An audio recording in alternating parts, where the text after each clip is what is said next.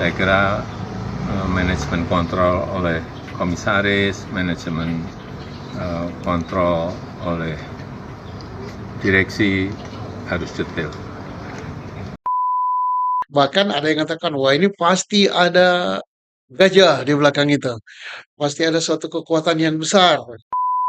Kenapa terjadi begini? Siapa pengawasnya? Mana auditnya? Dan seterusnya.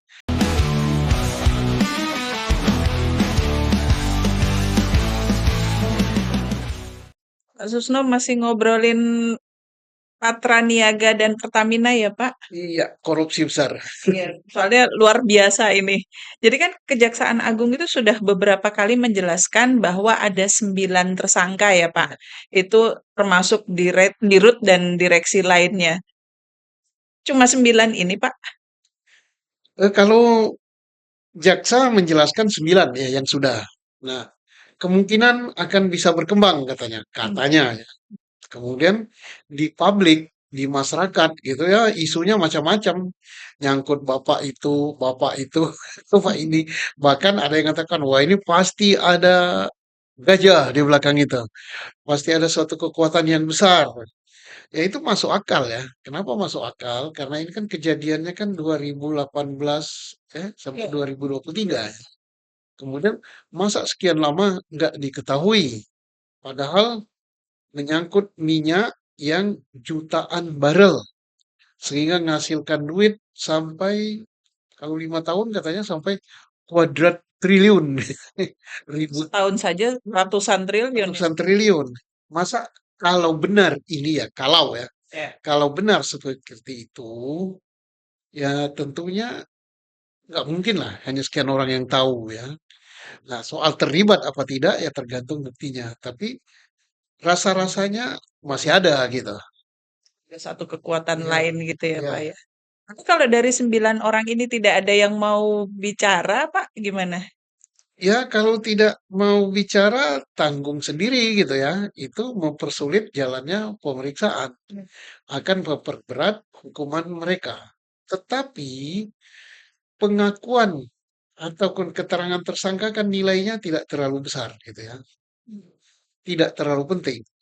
Yang penting jaksa selaku penyidik dia akan mencari alat bukti selengkap mungkin untuk mengetahui apakah perbuatan yang terjadi korupsi keuangan ini hanya oleh 9 orang ini atau masih ada tersangka yang lain baik yang lebih tinggi ataupun yang derajat ataupun yang lebih bawah gitu. Itu nantinya akan dibuktikan dengan alat bukti. Ada alat bukti lain Pak. Alat bukti lain. Kalau misalnya kita pakai cara follow the money itu Pak, Nah, itu cara yang paling akurat ya, paling mujarab. Karena ini kejahatan korupsi adalah kejahatan yang melibatkan uang. Tidak mungkin korupsi tanpa uang ya. Yang dikorupsi itu uang ya. pasti Ya, walaupun yang dikorupsi itu angka-angka digital ya, tapi digital itu isinya duit gitu. Apalagi duitnya sampai triliun. Nah, itu pasti ada jejaknya. Jadi follow the money. Bagaimana caranya? Itu gampang. Gampangnya gimana? Kebetulan saya mantan PPATK.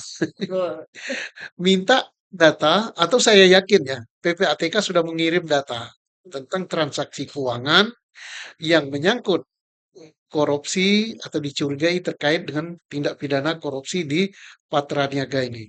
Kenapa? Setiap transaksi-transaksi yang mencurigakan karena jumlahnya besar, kemudian pola transaksinya itu tidak lazim, dan ada penarikan cash dan sebagainya, itu termasuk salah satu daripada transaksi mencurigakan. Nah, ini misalnya ada transaksi-transaksi antara Pertamina dengan Niaga ya, atau Patra Niaga dengan siapa? Ada transaksi, transaksinya itu besar, kemudian ada penarikan duit cash gitu kan. Nah, duit cash ditarik. Karena apa? Kalau duit itu mau diambil oleh si koruptor, tidak mungkin akan ditransfer ke rekening koruptor itu. Pasti ditarik. Nah, ditariknya kan ini kan triliun kan.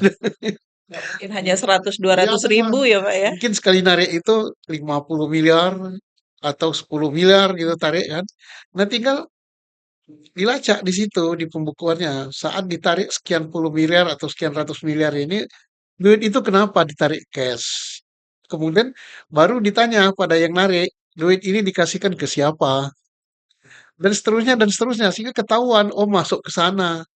Oh, untuk beli itu. Oh, untuk bapak itu dan sebagainya. Jadi artinya melalui follow the money ini salah satu cara yang mujarab untuk mengetahui siapa saja yang menikmati hasil korupsi. Ada tidak yang ke samping, ada tidak ke bawah, bahkan ada yang tidak ke atas larinya duit itu. Tapi kalau misalnya bagaimana kalau ditransfer gitu, tidak dikasihkan cash ya, tambah enak lagi. Itu kayak makan siang pakai lampu petrol karena ada jejaknya.